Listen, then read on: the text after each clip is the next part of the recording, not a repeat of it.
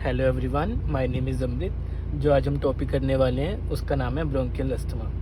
Asthma क्या होता है? It's an condition when a person's airway become inflamed, narrow and produce extra mucus. जो person का airway passage है वहाँ पे क्या हो गया है? इन्फ्लामेशन हो गया है और वो नैरो हो गया है and produce extra mucus which make its difficult to breathe. जो ब्रीदिंग हो गई है हमारी वो बहुत ज़्यादा डिफिकल्ट हो गई है। डिफिकल्ट इसलिए हो गई है क्योंकि there is an hyper sensitivity inflammatory response. ठीक है, वहाँ पे एंटीबॉडी IgE जाके एक्ट करनी शुरू हो गया है जिसकी वजह से एक्सेस अमाउंट में म्यूकस बन रहा है जिससे कि जो हमारा एयरवे पैसेज है वहाँ पे नैरोइंग हो गई है और इन्फ्लामेशन हो गई है। ठीक है, it's N reversible narrowing of air passage. हम यहाँ पे रिवर्सिबल इसलिए बोल रहे हैं क्योंकि अगर हम प्री डिस्पोजिंग फैक्टर्स को यहाँ पे हटा दें तो वो दोबारा से नॉर्मल एक्ट करना शुरू कर देगी और जो एयरवे पैसेज है वो क्लियर हो जाएगा। इट्स एन एपिसोडिक, ये एपिसोड्स में होता है एंड देयर इज एक्यूट एक्सरबेशन, जिसका मतलब है कि सिम्टम की जो इंटेंसिटी होगी वो एकदम से इंक्रीज एंड डिक्रीज करेगी सिम्टम फ्री पीरियड। ठीक है, it's N short lived attack, मतलब कि बहुत छोटे समय के लिए आएंगे। जो ये अस्थमेटिक अटैक्स आते हैं बहुत छोटे टाइम के लिए आते हैं। There is cough and wheezing, cough भी होगी एंड वेजिंग साउंड सुनने को मिलेगी एंड देयर इज डिस्निया, जिसका क्या मतलब है? There is shortage of breath. ठीक है, अगर हम इसको इटियोलॉजिकली क्लासीफाई करें तो हम दो तरीके से इसको क्लासीफाई कर सकते हैं, एटोपिक, एक्यूट, अर्ली ऑनसेट या एक्सटेंसिक। जो कि हमें नाम से पता चल रहा है, एटोपिक मतलब ही कोई ना कोई एलर्जन पर डिपेंड है, एक्यूट यानी बहुत छोटे टाइम पीरियड के लिए है, अर्ली ऑनसेट का मतलब है कि ये लाइफ में बहुत अर्ली देखने को मिलती है एंड एक्सटेंसिक मीन्स कि ये एक्सटेंसिक फैक्टर्स पर डिपेंड करती है। और वहीं पे अगर हम दूसरे की बात करें, it's an non atopic, chronic, intrinsic या लेट ऑनसेट। ठीक है, तो हम वन बाय वन दोनों को डिटेल में डिस्कस करते हैं। सबसे पहले बात करते हैं एटोपिक की। It's an episodic sudden onset, कि लाइफ में बहुत ज़्यादा सडन देखने को मिलेगी and it's an episodic event. Childhood asthma जो कि हमें पता है अर्ली ऑनसेट है, तो ये हमें लाइफ मतलब चाइल्डहुड में देखने को मिलेगा ये वाला अस्थमा।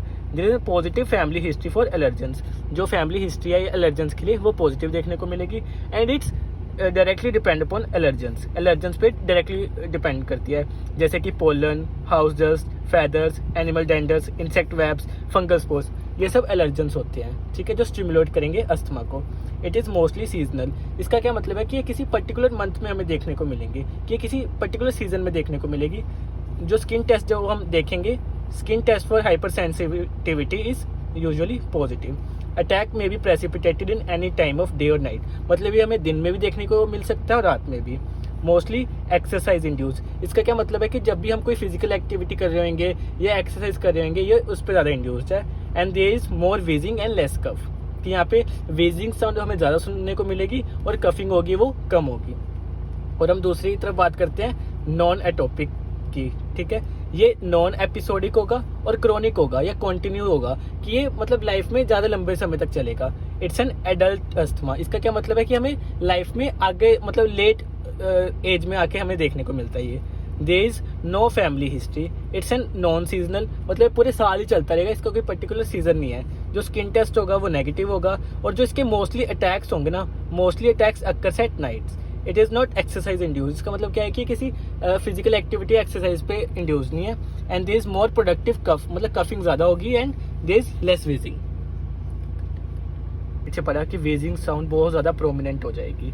जो परकशन नोट्स, जो जब हम बॉडी को चेस्ट पे जाके हम परकशन करेंगे वहाँ पे हमें resonant and hyper resonant sound सुनने को मिलेंगी।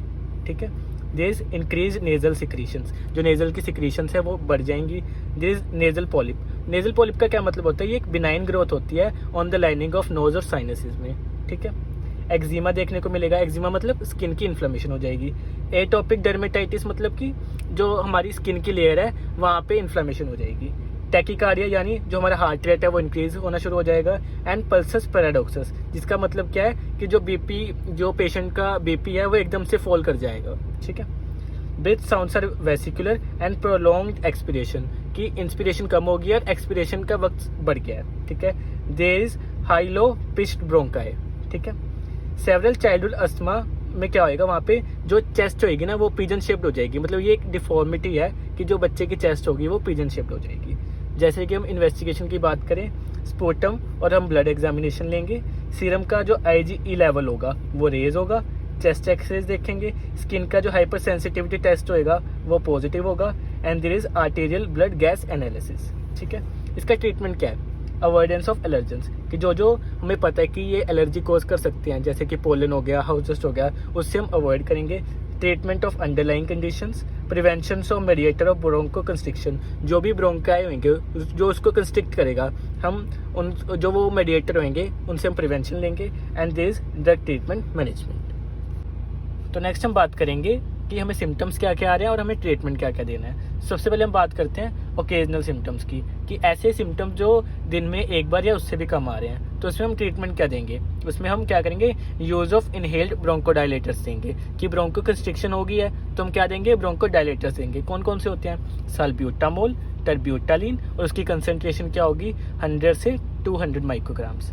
ठीक है। अगर सिम्टम्स हमें डेली आ रहे हैं तो हम क्या देंगे, bronchodilators plus regular use of inhaled anti inflammatory agents. ठीक है, ब्रोंकोडायलेटर्स तो हम देंगे, साथ में हम एंटी इन्फ्लामेटरी एजेंट्स भी देंगे। ठीक है, और उसके साथ क्या क्या देंगे, इनहेल्ड स्टेरॉइड्स देंगे, बैक्लोमिथाजोन एंड बुडेनोसोनाइड। ठीक है।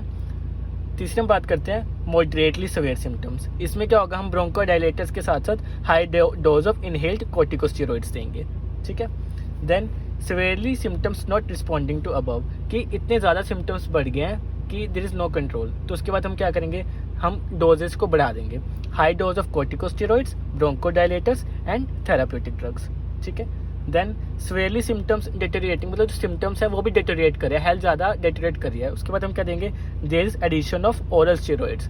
हम क्या कर रहे हैं, ब्रोंकोडायलेटर्स तो दे ही रहे हैं, कॉर्टिकोस्टेरॉइड्स तो दे ही रहे हैं, साथ साथ हम ओरल स्टेरॉइड्स भी दे रहे हैं। ठीक है, जैसे कि ओरल प्रेडनिसोलोन, जिसकी कंसंट्रेशन क्या होगी, 20 मिलीग्राम पर डेली। ठीक है। Severely symptom deteriorating despite of prednisolone, उसके बाद हम क्या करेंगे, हमें हॉस्पिटल में एडमिट करना ही पड़ेगा पेशेंट को। देन एक और टॉपिक रह गया हमारा जो कि बहुत ज़्यादा इंपॉर्टेंट है, that is acute severe asthma या स्टेटस अस्थमेटिकस। इसमें क्या होगा, there is continuous state of breathlessness without any period of relief, कि देयर इज काफ़ी टाइम से हमें सांस नहीं आ रही है, तो it's an very emergency condition. तो इसके क्लिनिकल फीचर क्या आएंगे, सिवियरली डिस्निक, कि हमें सांस लेने में बहुत ज़्यादा दिक्कत आ रही है, रिपीटेड ड्राई कफ, बहुत ज़्यादा ड्राई कफ हो रही है, एपैथिक एंड स्वेटिंग।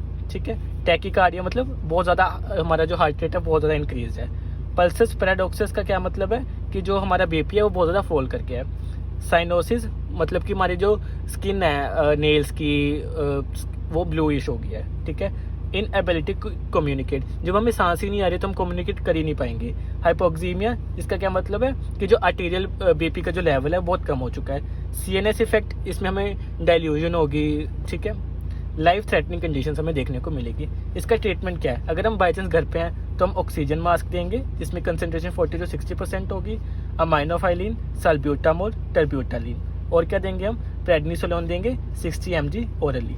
अगर हम हॉस्पिटल में हैं उसमें क्या होगा, हम जो ऑक्सीजन की कंसंट्रेशन है वो इंक्रीज़ होएगी, और जो इनहेलेटरी मेडिसिन है उनकी डोज इंक्रीज़ करेंगे, और हम सिस्टेमिक स्टेरॉइड्स हो गए, हाइड्रोकोर्टिसोन हो गए, प्रेडनिसोलोन हो गए, इन सब की कंसंट्रेशन को इंक्रीज़ करेंगे। सिस्टेमिक ब्रोंकोडायलेटर्स का हम यूज़ करेंगे, जैसे कि अमाइनोफिलिन है जिसकी कंसंट्रेशन 250 mg होगी। ठीक है। इप्राट्रोपियम ब्रोमाइड एंटीकोलिनर्जिक है, वो हम यूज़ करेंगे। मैग्नीशियम सल्फेट यूज़ करेंगे, and assisted ventilation. Thank you.